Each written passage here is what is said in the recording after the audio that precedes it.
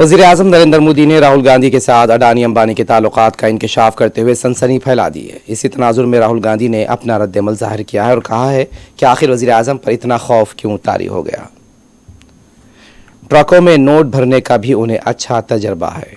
नमस्कार मोदी जी, थोड़ा सा घबरा गए क्या?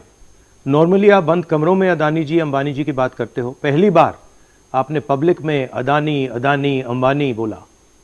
और आपको यह भी मालूम कि ये टेम्पो में पैसा देते हैं? क्या ये आपका पर्सनल एक्सपीरियंस है क्या?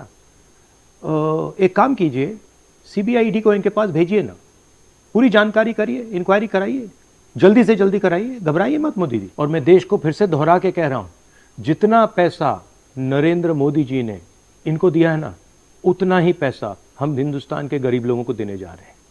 महालक्ष्मी योजना, पहली नौकरी पक्की योजना, इन योजनाओं के माध्यम से करोड़ों लाखपति बनाएंगे हम। इन्होंने 22 अरबपति बनाए हैं, हम करोड़ों लाखपति बनाएंगे।